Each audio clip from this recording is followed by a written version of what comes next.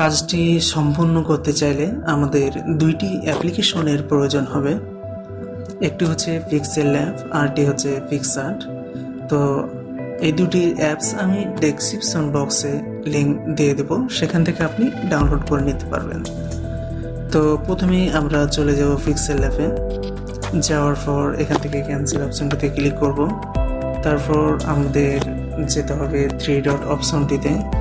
তারপর এইখানে গিয়ে কাস্টমে ক্লিক করলে আমরা এখানে পেয়ে যাব YouTube channel banner, YouTube thumbnail, তারপর পেয়ে যাব ফেসবুক কভার আর্ট। তো এখান থেকে আপনি আপনার অনুযায়ী আপনি সিলেক্ট করে নেবেন। আমি এখান থেকে সিলেক্ট করে নিলাম। তারপর এখান থেকে টেক্সটটি রিমুভ করতে হবে।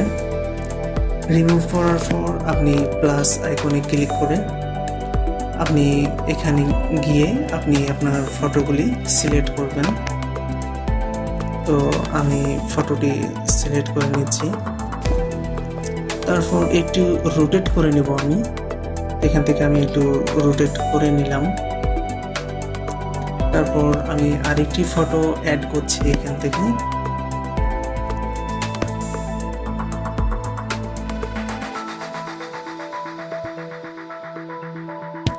তারপর আপনি ফটোটি সেভ করে নেবেন। সেভ করার পর আপনি চলে যাবেন পিকচার্টে। পিকচার্টে আপনি প্লাস আইকনে ক্লিক করবেন অফলাইনে। তারপর আপনি পিকচার্ট থেকে যেটি আপনি এডিট করলেন যে ফটোটি, আপনি ওই ফটোটি এখান থেকে সিলেক্ট করবেন। সিলেক্ট করার পর আপনি এখানে গিয়ে আপনি এখানে যাবেন। তারপর এখান থেকে আপনি এখানে গিয়ে আপনি এখানে -100 করে দেবেন। তারপর আপনি টিক চিহ্নতে ক্লিক করবেন। টিক চিহ্নতে ক্লিক করার পর এখানে আপনি অ্যাড ফটোতে ক্লিক করবেন। তারপর আপনি এই ফটোটি আপনি সিলেক্ট করবেন।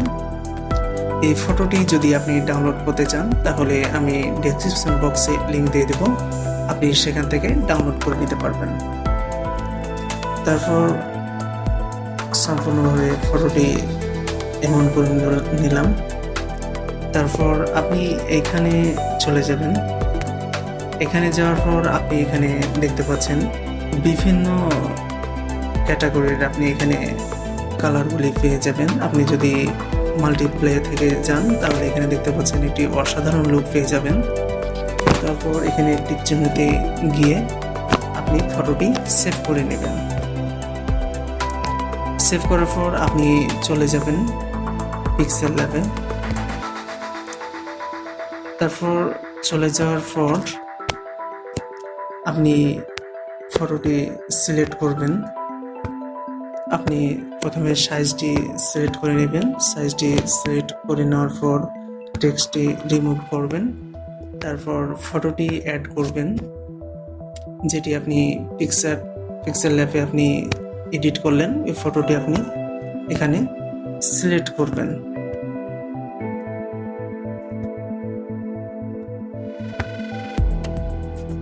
সিলেক্ট করার পর আপনি এখানে প্লাস আইকনে আবার ক্লিক করবেন। প্লাস আইকনে ক্লিক করে করলেই আপনি এমন যদি ব্যাকগ্রাউন্ডের আপনি যদি ফটো পেতে চান তাহলে আপনি ডেসক্রিপশন বক্সে আপনি চেক করবেন, আপনি ফটো পেয়ে যাবেন। এখান থেকে আমি ফটোটি সম্পূর্ণ নিয়ে নিচ্ছি। সম্পূর্ণ সাইজ করে নেওয়ার পর তারপর এখানে আমরা টেক্সটটি অ্যাড করব। টেক্সটটি অ্যাড করার পর এখানে আমি লিখলাম, এখানে আমি একটি টেক্সট লিখে দিলাম। তারপর এখান থেকে আমি টেক্সটটি মানে ফন্টটি আপনি পরিবর্তন করতে পারবেন।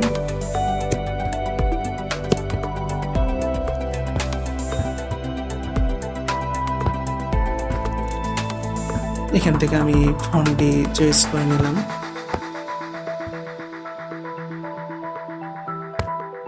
তারপর এখানে আপনি যদি আরো কিছু টেক্সট অ্যাড করতে চান আবার এখানে আপনি টেক্সট দিয়ে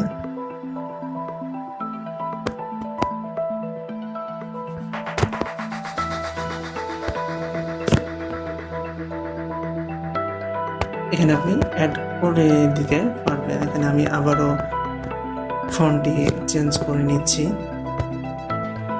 একটি ফন্ট দিয়ে দিলাম। এখানে আমি দেখতে পাচ্ছেন, এমন যদি অসাধারণ একটি ফটো আপনি পেতে চান তাহলে এমন করে আপনি করতে পারবেন। তারপর আমি ফটোটি সেভ করে নিচ্ছি।